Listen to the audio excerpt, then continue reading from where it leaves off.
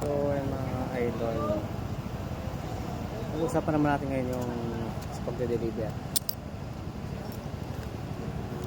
Magkano nga ba yung nagagastos sa amin?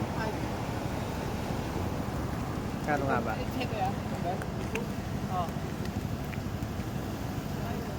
Sa akin, mga siguro sa gasolina, pagkain. Basta yung pagkain ko nasa 300, sayo mo na 300. Tapos gasolina. Minsan 250 ang ginagas ko. Minsan 270.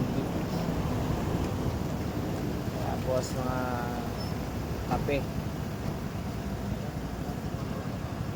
Tapos pagdating ng ilang oras na naman, kape ulit. Siguro nakakatatlo. Tatlo siguro akong kape, mga idol.